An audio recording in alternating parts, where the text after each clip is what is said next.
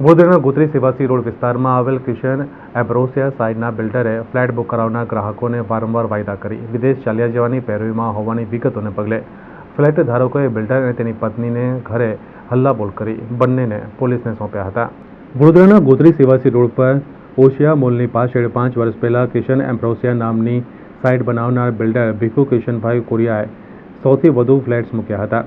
₹27,50,000 અને તેથી વધુ રકમના ફ્લેટ્સની આ સ્કીમમાં અનેક લોકોએ ફ્લેટ બુક કરાવ્યા હતા અને લગભગ ₹20 કરોડ જેટલું પેમેન્ટ પણ કરી દીધું હતું, પરંતુ તેમને નિયત સમયે પોઝેશન આપવામાં આવ્યું ન હતું, જેથી વારંવાર બિલ્ડર સમક્ષ રજૂઆત કરતા તે વાયદા કરતા હતા। છેલ્લે 1 વર્ષથી સાઇટનું બાંધકામ બંધ હતું, આથી ગ્રાહકોને ફાળ પડી હતી। તેમણે તપાસ કરતા બિલ્ડર અને તેની પત્ની વિદેશ જવાની તૈયારી કરતા હોવાની માહિતી મળતા ગઈકાલે રાત્રે 150 જેટલા ગ્રાહકો તેમના નિવાસસ્થાને પહોંચી ગયા હતા અને બંને પતિ પત્નીને ઘેરી લઈ ગોત્રી પોલીસ સ્ટેશને રજૂ કર્યા હતા। પોલીસ દ્વારા આ અંગે ગ્રાહકોના નિવેદનો લેવાની તજવીજ કરવામાં આવી રહી છે। કિશન એમ્બ્રોસિયામાં ફ્લેટ્સ બુક કરાવનાર ગ્રાહકોએ પોલીસ સમક્ષ ભારે રોષ વ્યક્ત કરી બિલ્ડર તેમને વારંવાર ખોટા વાયદા કરતા હોવાનો આરોપ લગાવ્યો હતો।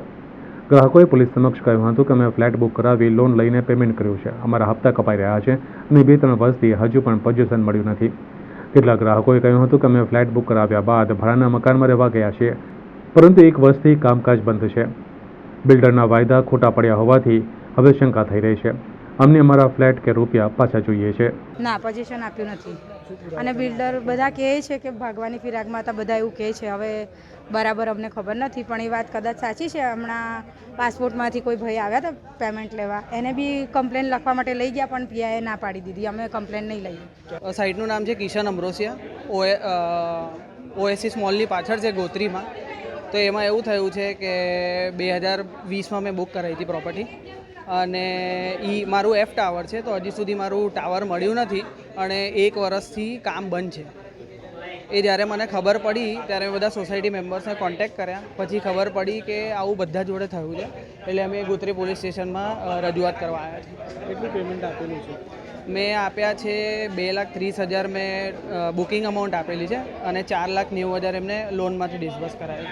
વ્યક્તિ છેતરપિંડી જ કરી રહ્યો છે, કારણ કે છેલ્લા ઘણા સમયથી સાઇટનું કામ બંધ છે, પોતે કામ નથી કરતો કે સ્થાનિકોને કોઈ આશ્વાસન નથી, લેખિતમાં આશ્વાસન બાંહેધરી કરાર આપી દીધેલા, ઘણા એક તો પોતાના ઘરેણાં વેચીને પણ આના પૈસા ચૂકતે કરે, પરંતુ આ દિન સુધી બિલ્ડરે આમને કોઈ સંતોષકારક જવાબ ના છેવટે સ્થાનિકો પણ ગોત્રી પોલીસમાં અરજી કરી છે અને એક આ બિલ્ડરે પોતાનો ઈરાદો, મિલિંદ ઈરાદો કે આ લોકો સાથે છેતરપિંડી થાય કે એમની સાથે વિશ્વાસઘાત થાય તે રીતનું તેનું પોતાનું જે આયોજન હોય, ત્યારે આવા લોકો સામે ચોક્કસ પોલીસ ફરિયાદ થવી જ જોઈએ। હું મારા અસીલને લઈને આવેલો છું, જો મારા અસીલની ફરિયાદ એફઆઈઆર નહીં દાખલ કરે તો મારે સીપી સાહેબ સુધી જવું પડશે, સીપી સાહેબના તો હું મારે કોર્ટ સુધી કાર્યવાહી કરવાની ફરજ પડશે।